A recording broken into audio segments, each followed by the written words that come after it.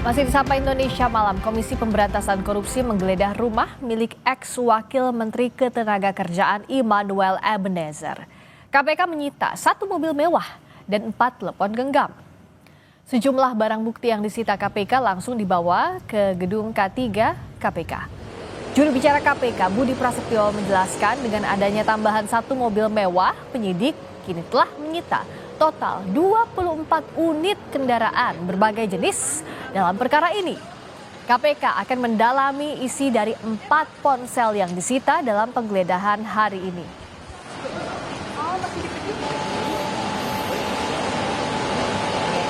Tim melakukan penggeledahan di salah satu rumah di wilayah Pancoran, ya, yaitu rumah saudara IEG. Ya. Dari penggeledahan itu, tim mengamankan sejumlah barang bukti elektronik dan juga aset dalam bentuk kendaraan bermotor roda 4. Dan hari ini juga langsung dibawa oleh penyidik ke K4. Ya, penyidik menemukan 4 handphone di plafon rumah yang bersangkutan. Nanti kami akan tanyakan tentunya ya dalam proses pemeriksaan apakah memang sengaja disembunyikan atau memang menaruh handphonenya di plafon. Sudah ada jurnalis Kompas TV Niko Anggriawan dan juru kamera Denny Yosua di Gedung Merah Putih KPK. Niko, barang bukti apa saja yang disita KPK saat menggeledah kediaman ex-Wamenaker Immanuel Ebenezer dan apa lagi yang ingin didalami oleh penyidik KPK dalam penggeledahan ini? Ya Radi, tadi dijelaskan juga ada 4 ponsel yang disita dalam penggeledahan KPK di rumah dinas ex-wakil Menteri Tenaga Kerja Immanuel Ebenezer dan juga 1 unit mobil Toyota Alphard berwarna hitam dari rumah dinasnya di kawasan Pancoran, Jakarta Selatan. Dan juga tadi juga ditampilkan di gedung KPK, di Gedung Merah Putih KPK, Radi dan juga saudara, bahwa ada lagi 1 unit mobil Land Cruiser yang disita oleh KPK, namun tadi diterangkan oleh juru bicara KPK Budi Prasetyo bahwa Land Cruiser tersebut ini merupakan pemiliknya, ini masih ada keterkaitan dengan kasus sertifikasi K3 yang menjerat ex-wakil Menteri Ketenagakerjaan Immanuel Ebenezer.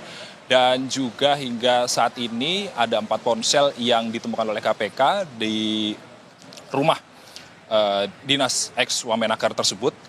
Dan ditemukannya ini cukup mencurigakan Radi dan juga saudara, ini ditemukannya di atas plafon di rumah dinasnya. Dan yang masih didalami oleh KPK ini adalah apa maksud atau kenapa di handphone tersebut disembunyikan di dalam plafon di rumah dinas tersebut. Dan nantinya kita masih menunggu bagaimana penjelasan KPK atau hasil pendalaman KPK milik siapa dari handphone tersebut dan juga apa isinya, apakah nanti terkait dengan kasus sertifikasi K3 yang menjerat Immanuel Ebenezer ataupun ada hal lain yang ada di dalam handphone tersebut. Dan juga terkait dengan tersangka, Radi dan juga saudara, sejauh ini KPK sudah menahan 11 orang tersangka termasuk Immanuel Ebenezer dan juga orang yang dijuluki Sultan yang merupakan koordinator bidang kelembagaan dan personel K3 Kemenaker yang bernama Irvian Bobi Mahendro.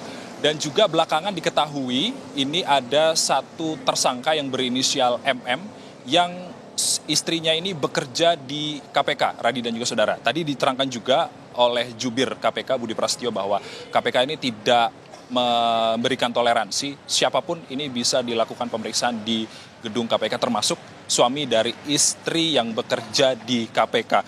Dan kedepannya KPK juga tidak menutup kemungkinan akan memeriksa Menteri Tenaga Kerja saat ini, yakni Yasirli, dan juga Menteri Tenaga Kerja era Presiden ke-7 Joko Widodo, yakni Ida Fauziah, terkait dengan kasus ini. Karena kasus ini berdasarkan keterangan dari Direktur Penyidikan KPK, Asep Guntur Rahayu, telah bergulir kasus pemerasan sertifikasi K3 ini telah bergulir sejak 2019 hingga 2024. Namun pemeriksaan dari Menaker Yasirli dan juga ex-Menaker Ida Fauziah ini tergantung kebutuhan dari penyidik KPK itu sendiri. Untuk sementara demikian, Radi.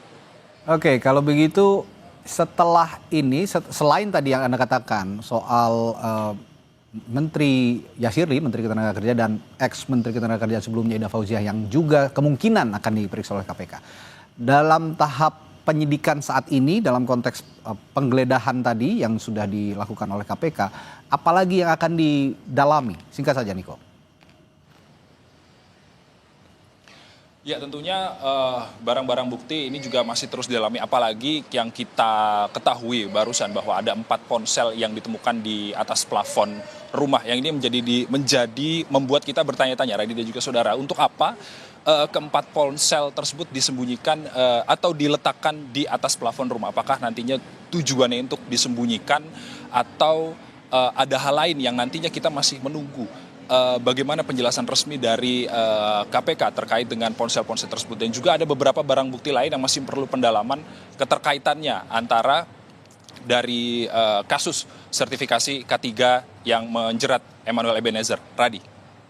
Terima kasih, jurnalis Kompas TV Niko Anggriawan melaporkan langsung dari Gedung Merah Putih KPK Jakarta.